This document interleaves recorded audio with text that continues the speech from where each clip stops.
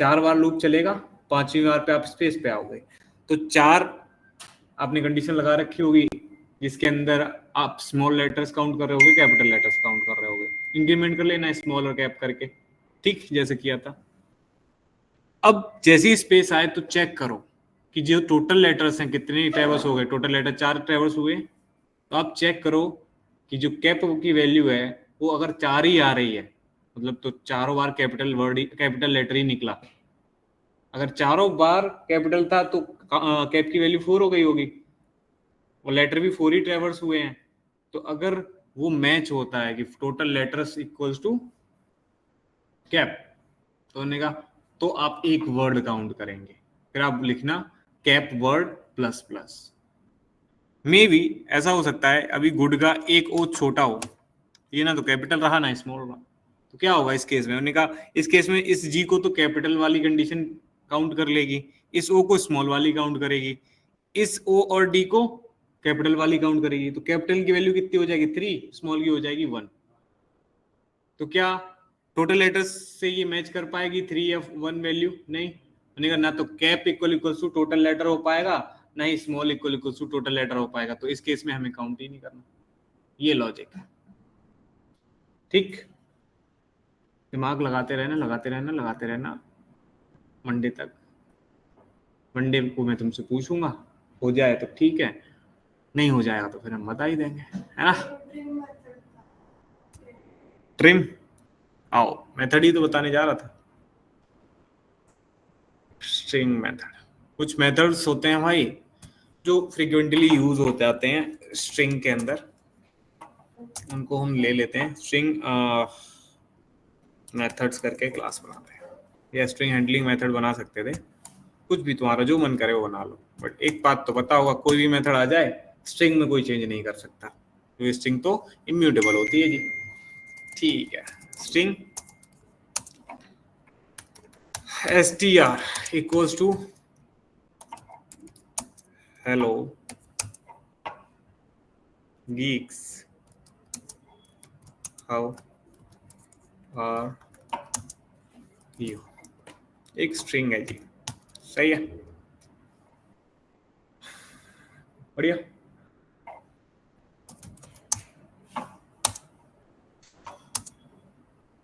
str को अगर मैं प्रिंट कर दूं तो देखो क्या प्रिंट होगा, सेम स्ट्रिंग प्रिंट हुई है। मैंने कहा अगर आपने कुछ स्पेस यहाँ डाल रखे हैं, कुछ स्पेस यहाँ डाल रखे हैं, नहीं पता कितने हैं, अभी मैं रन करूंगा तो स्पेस के साथ प्रिंट होगी। आगे इतने स्पेस देखो, मैं सिलेक्ट करूंगा तो स्पेस भी सिलेक्ट होंगे। इसके आगे क्यों नहीं सिलेक्ट हो रहे? क्योंकि आपने इतने ही स्पेस डाले हुए हैं, ठीक। आप चाहते हो सर कोई भी गलती से अगर आगे पीछे स्टेप स्पेसेस डाल देता है तो उनको रिमूव कराना है। रिमूव करना है तो ये कहते हैं हम एक ट्रिम मेथड।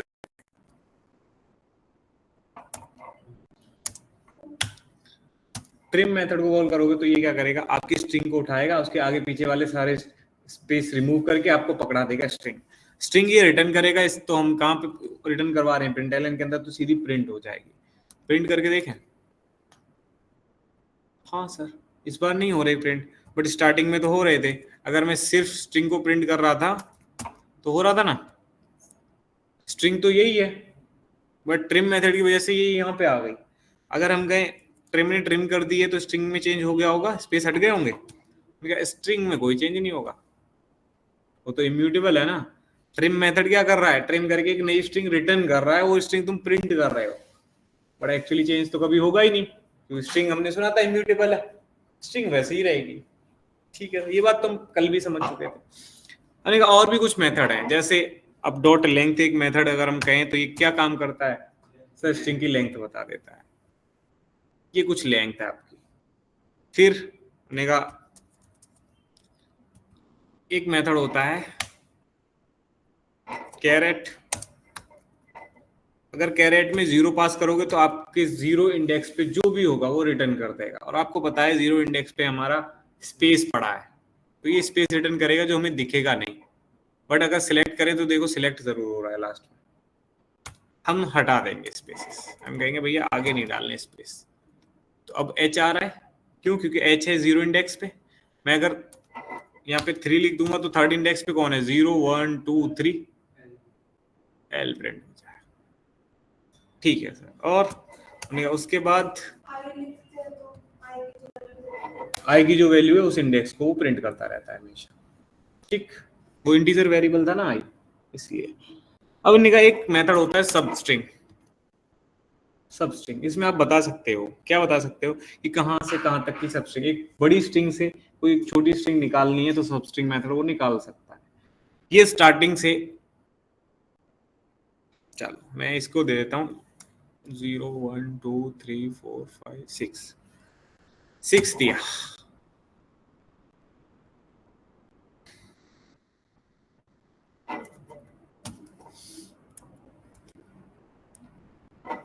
चेक करो 0 1 2 3 4 5 6 6 पे जी आ रहा था, जी से लेके एंड तक उसकी एक सब स्ट्रिंग बना के इसने हमको रिटर्न कर दी।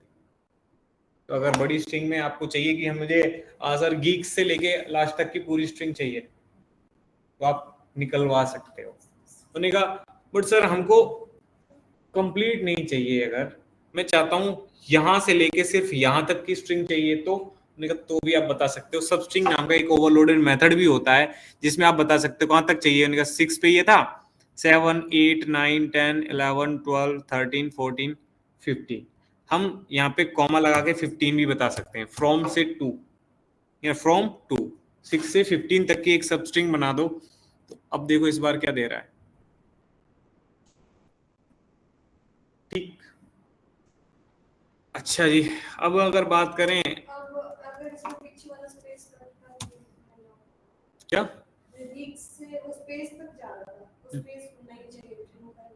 तो स्ट्रिप स्पेस ट्रिम कर तो रहा है।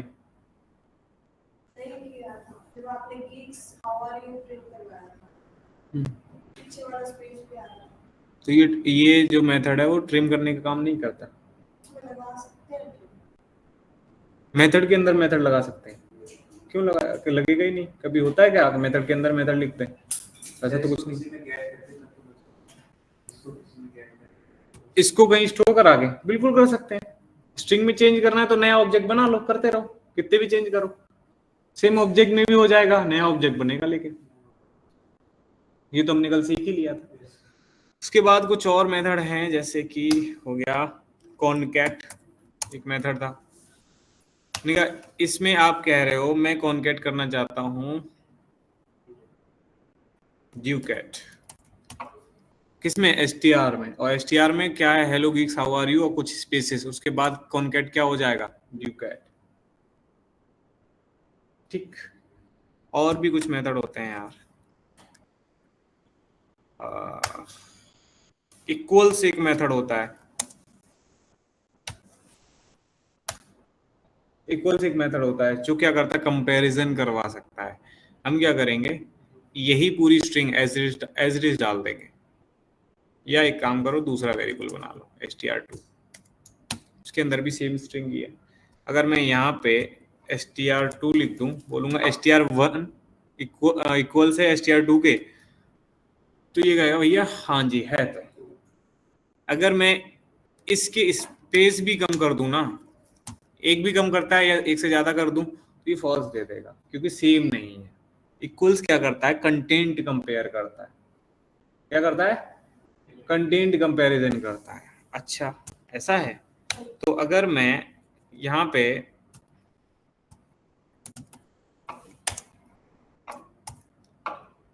str1 equal equal to str2 लिख दूंगा, क्या आउटपुट आएगा,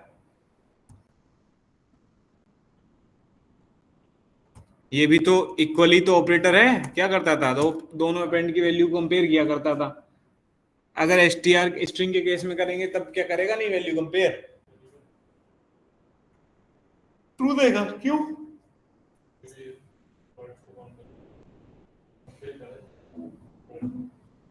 वर्ड को कंपेयर कर रहा है। और अगर मैं इसका एक वर्ड ही हटा दूं तो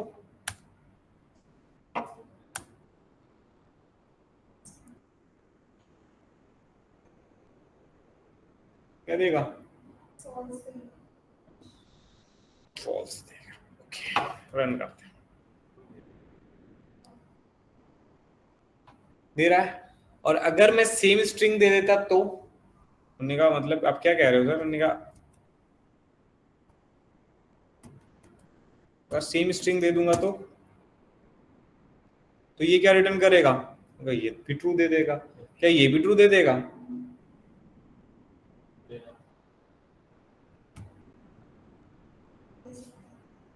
दे सकता क्यों है, देगा ही देगा। क्यों? क्योंकि दोनों का हैश कोड तो सेम है, एड्रेस तो सेम ही है ना।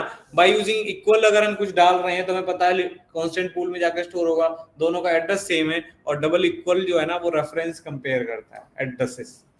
तो सर अगर न्यू के थ्रू बनाया होता तो हमने कहा आओ न्यू स्ट्रिंग ब्रैकेट और यहाँ पे एक ब्रैकेट,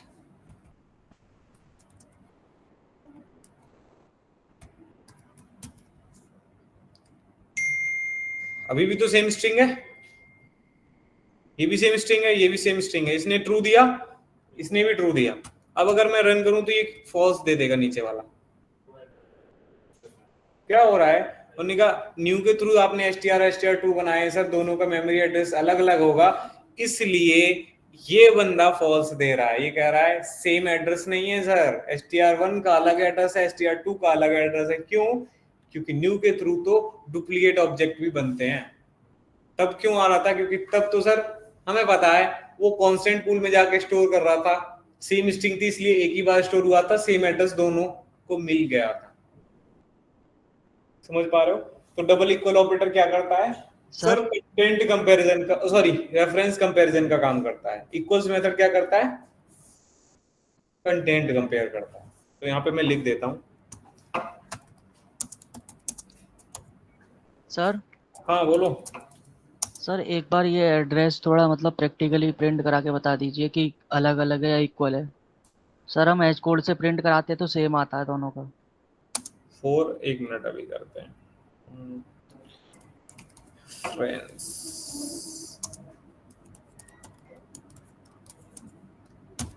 ठीक है, एड्रेस अगर रेफरेंस कंपेयर करना है तो आप यूज करें डबल इक्वल का, अगर आप कंटेंट कंपेयर करना है तो इक्वल्स यूज कर सकते हैं। ठीक है, किसका रेफरेंस प्रिंट करना है भाई? सर ये इन दोनों का एड्रेस मतलब हैश कोड आपने बोला ना डिफरेंस है। देखो हैश कोड डिफरेंट नहीं, हैश कोड को ना जनरेट कराने का एक टाइप होता है, वो क्या करते हैं वो एक लूप चलाते हैं, इसमें हैश कोड जनरेट करवाते हैं। हैश कोड जनरेट होता है आपकी स्ट्रिंग के बेस पे, एड्रेसेस अलग अलग होते हैं। अगर मैं आपसे कहूं कि str1 का हैश कोड निकालो,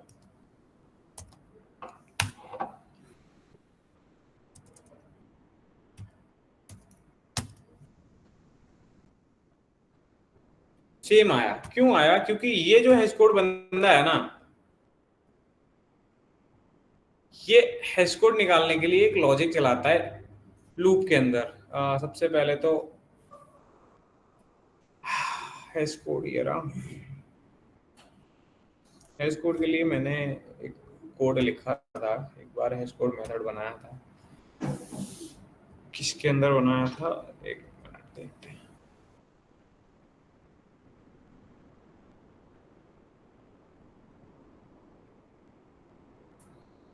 और हैश किसी स्टूडेंट ने पूछा था मुझसे, तब मैंने उसको बताया।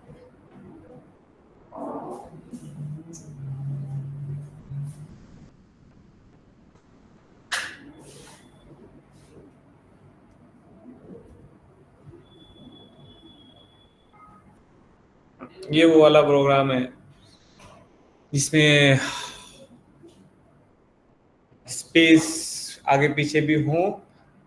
ऐसे तो स्ट्रिंग रिवर्स का है, चलो कोई नहीं, ये वाला तुम्हारे काम का नहीं है अभी। जीवाई में होगा क्या? नहीं। सर मतलब हैश कोड और एड्रेस दोनों अलग अलग चीज होती है ना। हाँ, हैश कोड जनरेट होता है, आप इतना समझ लीजिए। आप किसी कहीं गूगल भी करेंगे ना तब भी जाके मिल जाएगा तुमको ये हैश कोड वाला मेथड की कैसे काम करता है ना। आप सर्च करना जाके तो पता लगेगा। हैश कोड जो जनरेट होता है ना आपके कंटेंट डेटा के ऊपर जनरेट होता है। हैश कोड एक्चुअली क्या है? मैंने कहा str1 में जो स्ट्रिंग है उसका हैश कोड ये निकल के आया है, तो str2 का भी हैश कोड यही होगा। अगर एड्रेस की बात करें, एड्रेस डिफरेंट होगा। ये कैसे पता लगेगा? हमने कहा देखो ना, ये एड्रेस डिफरेंट है तभी तो ये फॉल्स दे रहा है। डबल इक्वल हमेशा रेफरेंस कंपैरिजन का काम करता था, उन्हीं का एड्रेस अगर सेम होता तो सर ये जरूर ट्रू दे देता। इक्वल मेथड में जाएंगे ना स्ट्रिंग के, तो वो कंटेंट कंपैरिजन करा रहे होते हैं एक लूप में डाल के, तो कंटेंट अगर सेम होता है उस केस में ये ट्रू देता है। तो हैश कोड तो सेम ही आएगा। अगर आप चाहो तो गूगल कर लेना, गूगल पे जाके सर्च करना how to generate hash code in Java, एकदम वो एक लूप आ जाएगा, वो दिखा देंगे कैसे कैसे चलता है। ठीक है, अच्छा इसके बाद और कुछ मेथड्स, एक होता है फॉर्मेट करके एक मेथड होता था स्ट्रिंग का,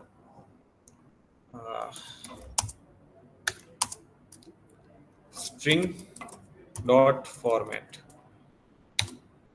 फॉर्मेट में क्या होता है, आपकी जो भी स्ट्रिंग हो आप वो स्ट्रिंग पास कर सकते हो, उसके अंदर आप अपने फॉर्मेट स्पेसिफायर दे सकते हो, जैसे सी में प्रिंटफ में देते थे। हम क्या करना चाहते हैं, हम सर वैल्यू प्रिंट कराना चाहते हैं। आप क्या करते हो, वेरिएबल प्रिंट करते हो, साथ के साथ एक स्ट्रिंग प्रिंट कर रहे होते हो। जैसे मैंने बोला आपने वॉवल का प्रोग्राम बनाया था, तो आपने लिखा था CH प्लस फिर डबल कोट्स इज वॉवल, है ना।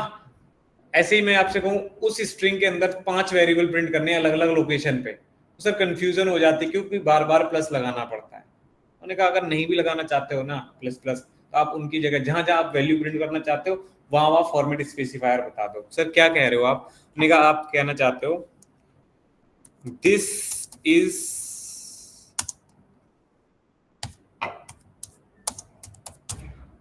नंबर, दिस इज नंबर बोल दिया, और यहां पे आप पास कर दो n।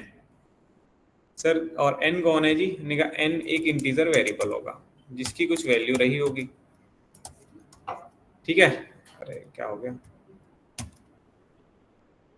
अब ये क्या करेगा, फॉर्मेट मेथड क्या करेगा, दिस इज के अंदर %d लगा रखा है, n की वैल्यू वहां कॉन्केट करके प्रिंट कराया, जहां पे d लगाया वहीं पे आ रहा है। प्रिंट में भी तो ऐसा ही होता था, तो एक से ज्यादा भी वेरिएबल हो उससे ज्यादा फॉर्मेट स्पेसिफायर लगा दो, %d %c, वही प्रिमिटिव के लिए जो वहां यूज होते थे वो यहाँ भी यूज होते। तो इन्होंने एक मेथड दे दिया फॉर्मेटिंग के लिए, स्ट्रिंग डॉट फॉर्मेट।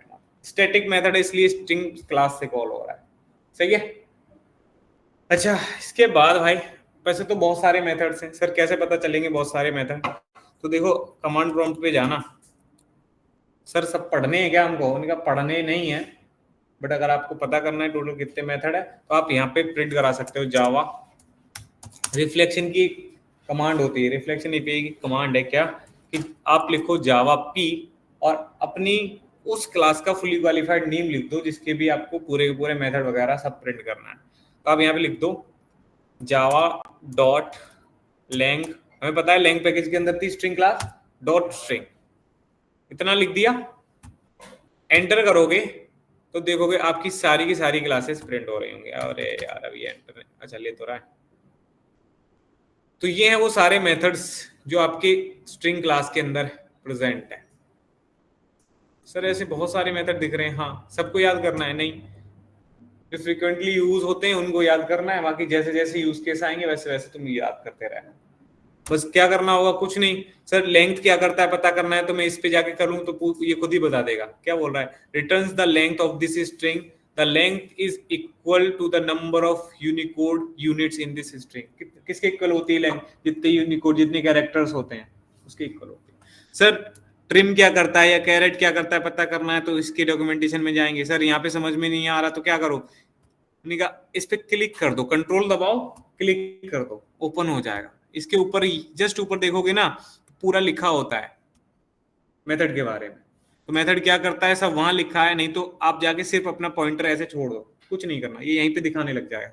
इस पे आगे पूछो क्या करता है, returns the char value at the specified index and index range from 0 to length -1। ये बता भी रहा है 0 से लेंथ -1 ही होती है इंडेक्स की रेंज, उससे ज्यादा दोगे तो array index out of bound exception आ जाएगी, या स्ट्रिंग में हो तो string index out of bound exception आएगी। बोल रहा है the first char value of the sequence is at 0th index. हाँ हमने पता है ना ये down the line char array ही है, और एरे तो 0 से ही स्टार्ट होता है, सब देता है मीनिंगफुल। और क्या बोल रहा है, the next at 1 and so on for array indexing, यही तो होता है। यहाँ पे रिटर्न भी लिखा होता है, यहाँ रिटर्न टाइप पैरामीटर क्या ले रहा है, इंडेक्स ले रहा है, रिटर्न क्या करता है वो भी लिखा है, return the char value at at the specified index of this string the first char value at 0। तो सब बता रहे हैं ये मेथड, पूरी डॉक्यूमेंटेशन है। तो जैसा मेथड आपकी लाइफ में आता रहेगा आगे चल के, वैसा मेथड के बारे में यहाँ से पढ़ लो। ये डॉक्यूमेंटेशन इससे अच्छा कहीं नहीं मिल जाएगा, सब कुछ डिटेल में होता है। फिर भी अगर जाना है तो तुम दूसरी वेबसाइट पे जाके पढ़ सकते हो, वो तुम्हारा कॉल होगा, ठीक।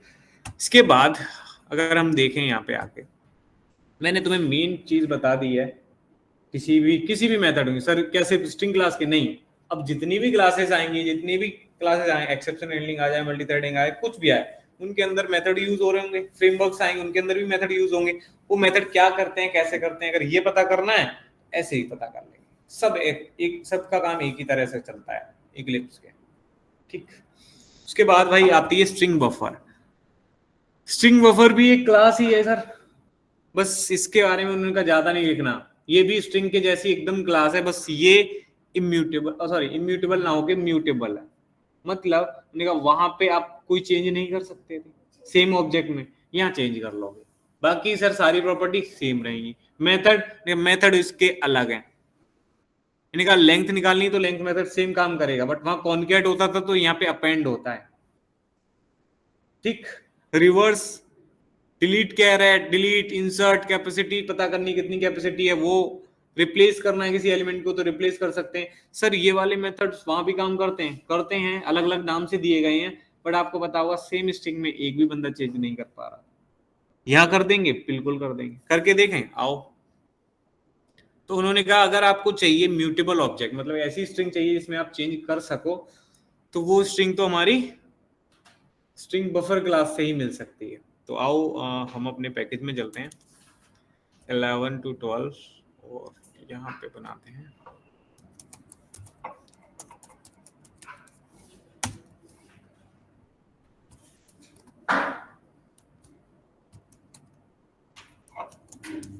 String buffer. एक क्लास है ना, हमने बिल्डर लिख दिया, कोई बात नहीं, स्ट्रिंग बफर पढ़ रहे हैं पहले। ऑब्जेक्ट कैसे बनता है किसी को बताने की जरूरत है क्या?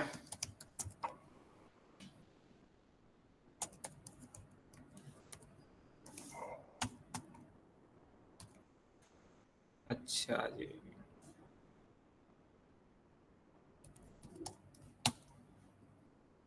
अभी भी गलत है क्या? स्ट्रिंग क्या? एक और क्लास है बिल्डर जो इसके बाद पढ़नी है हमें। क्या था? कुछ भी डाल दो, स्ट्रिंग।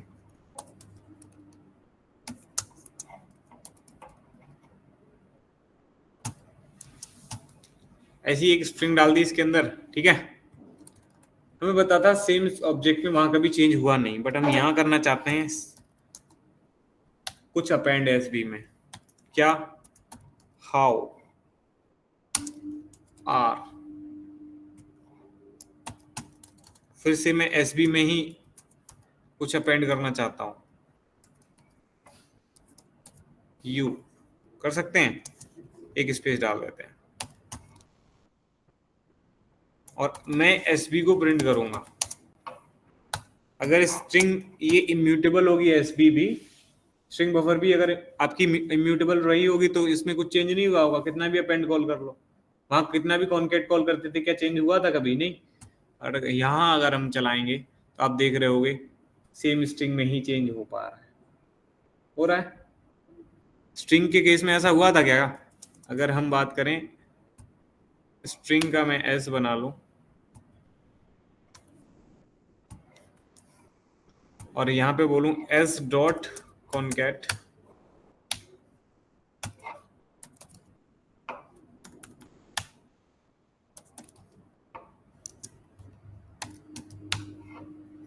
एस डॉट, फिर से एक बार कॉन्केट कॉल कर दो,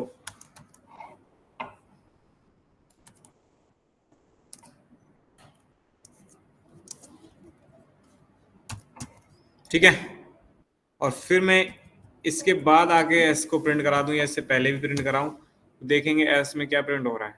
सिर्फ हेलो गाइस, इसमें कोई चेंज नहीं हुआ, बट एसबी में चेंज हो गया। क्यों? क्योंकि स्ट्रिंग है तो इम्यूटेबल है, स्ट्रिंग बफर है तो म्यूटेबल है। उन्होंने दी ही इसलिए क्लास दी कि आप सेम ऑब्जेक्ट में चेंज कर पाओ, ठीक। बस इतना डिफरेंस होता है। बाकी और भी कुछ मेथड है सर। हाँ, सर अगर मेरे को रिवर्स करवाना है अपनी स्ट्रिंग को तो मैं वो भी कर सकता हूँ। अगर मैं बोल दूंगा एसबी डॉट रिवर्स और अब एसबी को प्रिंट करोगे तो उल्टा स्ट्रिंग प्रिंट होगा। कर दिया ना पूरा रिवर्स।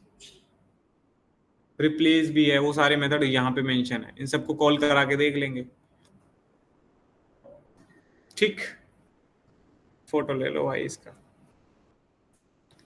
हुआ। इसके बाद भाई एक और क्लास है आपकी स्ट्रिंग। अच्छा पहले डिफरेंस समझ लो। एक और डिफरेंस है क्या कि सबसे पहले तो स्ट्रिंग और स्ट्रिंग बफर में हमने यही डिफरेंस सुना था कि ये इम्यूटेबल होती है, ये म्यूटेबल होती है। इम्यूटेबल का मीनिंग क्या होता था? यही था, that means we can't change the string once it is created. If we are trying to perform any concatenation operation, it will create a new string object. मतलब उन्हें अगर आपने बोला s equals to new string Pranay और उसमें दास concat करने की कोशिश की और s को प्रिंट कराया तो प्रणय ही प्रिंट होगा। अभी देखा था ना, हेलो गाइस ही प्रिंट हुआ, कुछ कॉन्केट नहीं हुआ। बट अगर ऐसा करोगे, स्ट्रिंग बफर का ऑब्जेक्ट बना के उसमें अपेंड कराओगे दास को, तो जरूर प्रणय दास अपेंड हो जाएगा। तो सब सेम ही है। अच्छा, दूसरा सबसे बड़ा डिफरेंस एक और है क्या? In string equals method is overridden and it meant for content comparison. मतलब ये क्या कह रहा है? उन्होंने कहा ओवरराइडिंग समझते हो ना? आपको पता होगा हर एक क्लास की by default object class parent होती है, तो ऑब्जेक्ट क्लास का ही होता है equals method. By default object class का इक्वल मेथड पता है क्या करता है? रेफरेंस कंपैरिजन करता था। बट इन्होंने क्या किया, स्ट्रिंग वाले भाई साहब ने, इनने उसको ओवरराइड करके कंटेंट कंपैरिजन का लॉजिक लिख दिया। तो हम चाइल्ड क्लास में पेरेंट क्लास के मेथड को ओवरराइड करके उसका इंप्लीमेंटेशन तो चेंज कर ही सकते हैं ना। इन्होंने भी वही कर दिया। तो स्ट्रिंग के केस में जब भी तुम इक्वल्स कॉल करते हो ना भाई, वो कंटेंट मैच कराता है। बट स्ट्रिंग बफर क्या कह रहा है? हम ओवरराइड नहीं करेंगे। क्या बोला इसने? In string buffer equals method is not overridden and it meant for reference comparison. और ये कभी ओवरराइड करता ही नहीं। अब चाइल्ड के ऑब्जेक्ट से इक्वल मेथड कॉल किया, चाइल्ड में है ही नहीं, पेरेंट में है, तो पेरेंट वाला ही चलेगा ना। पेरेंट वाला चलेगा तो उसका डिफॉल्ट नेचर क्या है? वो कहता है मैं रेफरेंस कंपेयर करता हूँ। ऑब्जेक्ट क्लास है ना हमारी, उसके अंदर इक्वल्स मेथड जो होता है वो क्या करता है? रेफरेंस कंपैरिजन का काम करता है। हमेशा याद रखना, बहुत काम आएगा, क्योंकि ऑब्जेक्ट क्लास जावा की हर एक क्लास में दिख जाएगी, क्योंकि सबका पेरेंट होता है ना बाय डिफॉल्ट। हाँ, तो यहाँ पे देखो क्या लिखा है, S1 बनाया है प्रणय, S2 बनाया है प्रणय, और दोनों को मैंने इक्वल्स कराया तो इसने ट्रू रिटर्न किया। क्यों? क्योंकि दोनों में प्रणय प्रणय था। दोनों अलग अलग ऑब्जेक्ट हैं, न्यू के थ्रू बने हैं, बट इनका कंटेंट डिफरेंट था, इसलिए कंटेंट सेम था इसलिए इसने ट्रू दे दिया। एड्रेस डिफरेंट था, उसे फर्क नहीं पड़ता एड्रेस। स्ट्रिंग बफर के केस में भी मैंने वही किया, लेकिन इस बार इक्वल्स को चेक किया तो इन्हें ट्रू सॉरी फॉल्स दे दिया। क्यों? क्योंकि ये रेफरेंस कंपेयर करता है। ये कहता है एड्रेस तो अलग अलग है जी। सर ये क्या कह रहे हो? मैंने कहा आओ दिखाते हैं।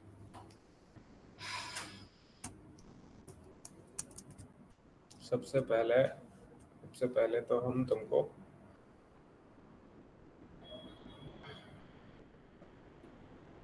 ये था ना,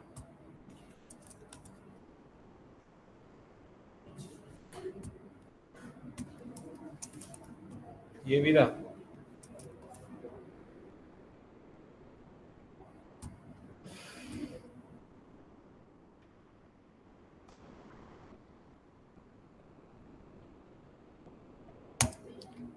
ठीक है।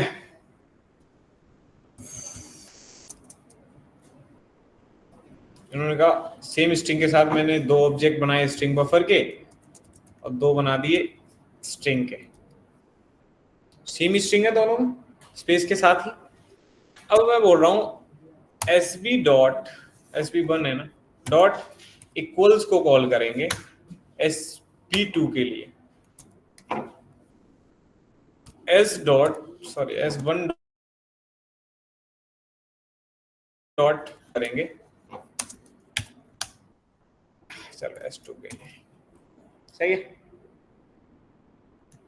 दोनों के लिए इक्वल मेथड कॉल हुआ। अब ये दोनों स्ट्रिंग बफर वाली स्ट्रिंग कंपेयर कर रहे हैं, दोनों में स्ट्रिंग तो सब में सेम ही है, इसको भी कर रहे हैं। एक ट्रू दे देगा, एक फॉल्स दे देगा। पहला वाला फॉल्स क्यों दिया? क्योंकि ये कंटेंट कंपेयर नहीं कराते। स्ट्रिंग बफर वाले कहते हैं हम तो ओवरराइड करेंगे नहीं, ऑब्जेक्ट क्लास वाला कॉल कर देंगे। ऑब्जेक्ट क्लास वाला कॉल होगा तो वो तो कंटेंट कंपेयर करता ही नहीं, वो तो रेफरेंस कंपेयर करता है। यहाँ ट्रू क्यों आ गया? क्योंकि इनने कंटेंट कंपेयर करा लिया, तो इन्होंने देखा इसमें भी हेलो गाइस, इसमें भी हेलो गाइस है, इनने ट्रू दे दिया। बस इतना सा डिफरेंस है। क्लियर है? याद रखना इस बात को।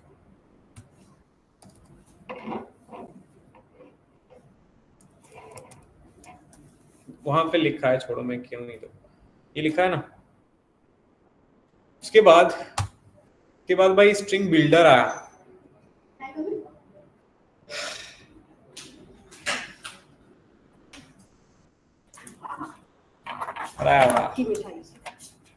किसी में रख के ला देना, चलते हुए बैच में कैसे खा है ना, डब्बा बॉक्स छोटा सा, हां उसमें रख दो। हां उसमें थोड़ा सा चक लो।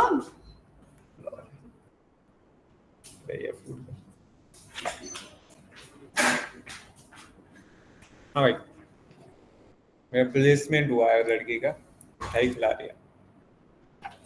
ऐसे होते हैं बच्चे। एक तुम्हारी तरह, तुम तो प्लेसमेंट होने के बाद पहचानोगे भी नहीं, अच्छा ये सर थे, मुझे तो नहीं पता। किसका? मैंने सेक्टर नहीं पूछा। ठीक है भाई, अब मैंने कहा भाई स्ट्रिंग बिल्डर एक और आ गया, ये कौन है? ये भी एक क्लास है। क्यों आया सर? मैंने कहा स्ट्रिंग बफर था ना, सबसे पहले इम्यूटेबल स्ट्रिंग आई, हमको चाहिए म्यूटेबिलिटी, तो आ गई स्ट्रिंग बिल्ड बफर, म्यूटेबिलिटी मिल गई। अब तीसरी क्लास की क्या जरूरत है? तीसरी क्लास की जरूरत थी क्या? स्टार्टिंग में जो क्लास आई ना स्ट्रिंग बफर, वो सिंक्रोनाइज थी, मल्टी थ्रेडेड एनवायरनमेंट को सोचकर बनाया था उन्होंने उस क्लास को। क्या हो रहा था, अगर मेरी कोई भी क्लास सिंक्रोनाइज नहीं हो ना, उसके मेथड सिंक्रोनाइज अगर नहीं है, तो अगर बहुत सारे थ्रेड एक साथ चल रहे हैं, उन मेथड को एक्सेस करने की कोशिश कर रहे हैं ना, तो एक साथ मल्टीपल थ्रेड एक मेथड में घुस जाते थे, और घुस के क्या करते थे? डेटा इनकंसिस्टेंसी की प्रॉब्लम क्रिएट कर देते थे। हम चाहते हैं मेथड एक एक करके कॉल हो, वन बाय वन, एक सिंक्रोनाइज्ड वे में कॉल हो। उसके लिए हमको सिंक्रोनाइजेशन लगाना पड़ता है, और सिंक्रोनाइजेशन मतलब कैसे अप्लाई करते होंगे? उनका बस एक सिंक्रोनाइज नाम का कीवर्ड होता है, उसे लगाते हैं। सर कहाँ लगाते हैं? उन्होंने कहा अगर आप स्ट्रिंग बफर के अंदर जाओगे ना, हमने हटा दिया क्या वो लॉजिक? ये लॉजिक था ना, अगर स्ट्रिंग बफर के अंदर जाओगे, अपेंड मेथड ना स्ट्रिंग बफर के, इसको देखोगे ना तो सिंक्रोनाइज कीवर्ड लगा दिखेगा। कोई भी मेथड देखेंगे सब पे सिंक्रोनाइज लगा होगा, सब पे A to Z। क्या था? स्ट्रिंग बफर एक सिंक्रोनाइज क्लास होती थी। स्ट्रिंग बफर क्या थी? सिंक्रोनाइज क्लास थी, मतलब उसके सारे मेथड सिंक्रोनाइज थे। तो सर क्या प्रॉब्लम है सिंक्रोनाइज क्लास में? एक प्रॉब्लम होती है, सिंक्रोनाइज जो मेथड होता है ना, बहुत हैवी वेटेड मेथड होता है, क्योंकि यहाँ पे अगर 100 थ्रेड आके कॉल करना चाहते हैं ना अगर अपेंड मेथड को, तो 100 थ्रेड एक साथ इस अपेंड को कभी कॉल नहीं कर सकते। पहले एक जाएगा अंदर, पूरा लॉजिक चलाएगा, बाहर निकलेगा, तब दूसरा जाएगा। एक एक करके जा रहे हैं ना, क्या है एक एक करके जाने में सर टाइम लगेगा ना, टाइम टेकिंग प्रोसेस हो जाएगा। हाँ सर, इसलिए उसे हैवी वेटेड कहते हैं कि बहुत ही ज्यादा हैवी वेटेड कोड हो गया सर, सिंक्रोनाइज्ड है। तो सर हमने कहा जावा से कि देखो भैया, मल्टी थ्रेडिंग में तो चलो हमको सिंक्रोनाइजेशन चाहिए, जहां पे डेटा इनकंसिस्टेंसी क्रिएट हो सकती है वहां सिंक्रोनाइजेशन चाहिए, आपने दे दिया स्ट्रिंग बफर। बट हमारे प्रोजेक्ट्स में कुछ ऐसे केसेस भी हैं जहां हमको सिंक्रोनाइजेशन नहीं चाहिए, फिर भी हमारे थ्रेड्स को वेट करना पड़ता है आपके मेथड के बाहर खड़े होके। हम चाहते हैं सर ऐसे भी मेथड दो तुम जो नॉन सिंक्रोनाइज्ड। उन्होंने कहा देखो सेम क्लास में मैं दो मेथड सेम पैरामीटर वाले तो बना ही नहीं सकता, डुप्लीकेट मेथड बनते हैं क्लास में? नहीं बनते। ओवरलोडिंग जरूर हो सकती है। उन्होंने कहा नहीं कराएंगे, ओवरलोडिंग भी नहीं हो सकती। क्यों? क्योंकि आप पैरामीटर सेम रखोगे तो ओवरलोडिंग कैसे हो पाएगी? वो डुप्लीकेशन में आ जाएगा। इसलिए जावा वालों ने एक और क्लास बना के दे दी स्ट्रिंग बिल्डर नाम से। स्ट्रिंग बिल्डर में क्या डिफरेंस होगा इन तीनों में? सर स्ट्रिंग क्या थी? इम्यूटेबल थी। स्ट्रिंग बफर क्या है? म्यूटेबल है। तो स्ट्रिंग बिल्डर भी म्यूटेबल होगी। तो सर स्ट्रिंग बफर और बिल्डर में क्या डिफरेंस रह गया? दोनों म्यूटेबल हो गई। स्ट्रिंग बफर जो है वो सिंक्रोनाइज्ड क्लास है, देख पा रहे हो ना? स्ट्रिंग बफर क्या है? सिंक्रोनाइज्ड क्लास है, इसके सारे मेथड सिंक्रोनाइज्ड मिलेंगे। और स्ट्रिंग बिल्डर की अगर बात करें तो वो नॉन सिंक्रोनाइज्ड होती है। अगर आप इधर आएंगे तो दोनों में डिफरेंस ये रहा। क्या बोल रहा है? स्ट्रिंग बफर थ्रेड सेफ होती है, सिंक्रोनाइज्ड होती है। String builder not thread safe, not synchronized होती है। ये कब आया था? जावा 1.0 के अंदर आया था, ये जावा 1.5 वर्जन में लॉन्च हुई थी। ठीक है, इसे स्लोअर क्यों कह रहे हैं? क्योंकि भाई सिंक्रोनाइज्ड है, 1/1 एक्सेस होगा, इसलिए थोड़ा सा स्लोअर होता है। ये वाली क्लास थोड़ी सी फास्ट होगी क्योंकि यहाँ कोई सिंक्रोनाइजेशन नहीं होता। सर एक्चुअली अगर आप कह रहे हो तो एक बार करके भी दिखा दो ना। तो स्ट्रिंग बफर की जगह अब हम क्या बनाएंगे? बिल्डर बना देंगे।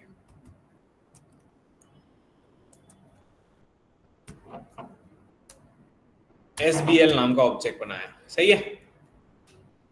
इन सबको हटा दें। एक स्ट्रिंग बफर का है, एक बिल्डर का है। अब मैं बोल रहा हूं SB डॉट अपेंड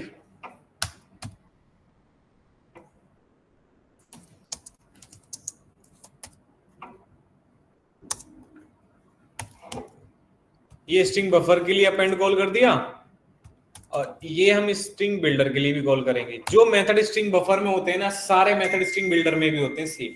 सब मेथड कॉल कर सकते हो, ध्यान रखना। तो कंफ्यूजन तो कुछ होनी नहीं, सब सेम ही है सर। बस डिफरेंस क्या है? सिंक्रोनाइज, नॉन सिंक्रोनाइज, बस। अगर मैं एसबी का मतलब स्ट्रिंग बफर का अपेंड ओपन करता हूं तो मुझे ये दिखता है कि ये सिंक्रोनाइज्ड है, इसके सारे मेथड सिंक्रोनाइज्ड है, पूरी क्लास ही सिंक्रोनाइज्ड है। वहीं पे SBL string buffer sorry string builder का अगर मैं ओपन करूंगा अपेंड, तो यहाँ पे थोड़ी ना सिंक्रोनाइजेशन दिख रहा है। मतलब मैं दोनों को एक साथ रख के दिखाऊं आपको, तो स्ट्रिंग बफर का अपेंड है वो सिंक्रोनाइज्ड है, बट स्ट्रिंग बिल्डर का तो नहीं है। मतलब इसके सारे मेथड सिंक्रोनाइज दिख रहे हैं, तो क्या इसके मेथड सारे सिंक्रोनाइज दिख रहे हैं? एक भी नहीं होगा सर। क्यों? क्योंकि ये नॉन सिंक्रोनाइज्ड क्लास है। ठीक, तो दोनों में बस इतना सा डिफरेंस है। दोनों म्यूटेबल हैं, दोनों के ऑब्जेक्ट्स में चेंज हो सकते हैं। अगर आपको चेंजेस देखने हैं तो आओ चेंजेस भी दिखाते हैं। एसबी को प्रिंट कर रहे हो, इसके साथ साथ एसबीएल को भी प्रिंट करो, तो देखो दोनों में hello guys how are you print हो जाएगा। क्यों? क्योंकि सर दोनों म्यूटेबल थे, सेम ऑब्जेक्ट में चेंज हो सकता था। बस इतना डिफरेंस होता है। स्ट्रिंग के बारे में अगर पूछा जाएगा तो सबसे ज्यादा एक्सप्लेनेशन आपको स्ट्रिंग क्लास के लिए देना है, उसके बाद बिल्डर और बफर तो बहुत कम। उन्होंने कहा सब कुछ जो स्ट्रिंग होता है वही स्ट्रिंग बफर भी होता है, वही स्ट्रिंग बिल्डर होता है, सब कुछ सेम है। बस एक डिफरेंस है स्ट्रिंग और स्ट्रिंग बफर में। स्ट्रिंग तो सर इम्यूटेबल थी, स्ट्रिंग बफर म्यूटेबल होगी। इन दोनों में हो गया। अब आप बोलना स्ट्रिंग बफर और बिल्डर में डिफरेंस। सर एक डिफरेंस है क्या? स्ट्रिंग बफर तो था सिंक्रोनाइज था, उनको नॉन सिंक्रोनाइज चाहिए था, बट म्यूटेबल चाहिए था, इसलिए स्ट्रिंग बिल्डर आ गया। तो स्ट्रिंग बफर और बिल्डर में एक डिफरेंस है सर, दोनों म्यूटेबल होते हैं, ये कॉमन है। डिफरेंस सिर्फ कितना है? स्ट्रिंग बफर तो नॉन सॉरी सिंक्रोनाइज है, वो नॉन सिंक्रोनाइज है। और जो सिंक्रोनाइज होती है उसे हम थ्रेड सेफ कहते हैं, कि थ्रेड इन्वायरमेंट में ये हमें पूरी सेफ्टी देगी, कोई डेटा इनकंसिस्टेंसी क्रिएट नहीं होने देगा। उसे नॉट थ्रेड सेफ इसलिए कहते हैं कि मल्टी थ्रेड इन्वायरमेंट में मल्टीपल थ्रेड सेम मेथड को एक्सेस कर रहे होंगे तो इनकंसिस्टेंसी क्रिएट होने के चांसेस होते हैं। बस, तो आई होप ये चीजें क्लियर हुई होंगी। किसमें? हाँ, तो अगर कुछ भी रिप्लेस करना चाहते हो तो वर्ड वाइज रिप्लेस कर सकते हो। ऐड करना है, इंडेक्स वाइज ऐड करना है। हाँ तो कर दो, यहाँ पे इंडेक्स वाले मेथड काम करेंगे ना। अगर हम चाहते हैं SB में SB dot set char at index बता दो सर। हेलो गाइस, मैं 5 पे एक अल्फाबेट डालना चाहता हूँ A, तो ये कैरेक्टर सेट कर देगा। स्ट्रिंग सेट करना हो तो स्ट्रिंग भी सेट कर देंगे। 5 पे उसने स्पेस की जगह A सेट कर दिया है। स्ट्रिंग भी होता होगा ना, एक मिनट।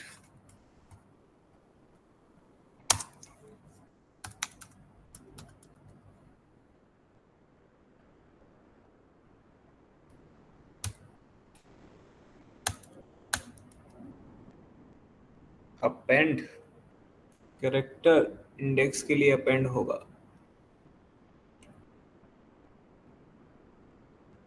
ये रहा, ठीक है।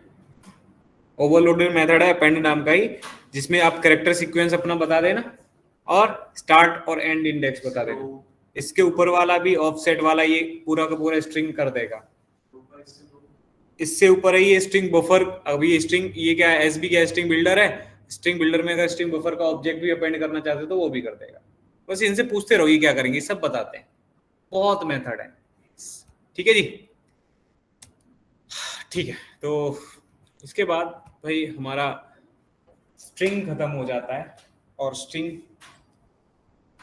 के बाद जो हमें पढ़ना है वो है हमारा एक्सेप्शन हैंडलिंग, जो हम कल से पढ़ेंगे। ठीक है जी, इन सब के फोटो क्लिक कर लो, एक बंदा जिसने क्लिक किया हो वो ग्रुप पे डाल देना, सबका भला हो जाएगा। मैंने एग्जिट किया था क्या, तो शिवानी से करवाना, क्योंकि मैं अब करूंगा, अभी लिंक भी भेजूंगा ना तो मैं ऐड नहीं होगा। ठीक है, नीचे जाते जाते शिवानी मैम करवा लेना, नहीं तो भूल जाती हो। बोला मैम प्लीज कर दो, अभी कर दो। ठीक है जी, चलो कल मिलेंगे, तब तक आराम से प्रैक्टिस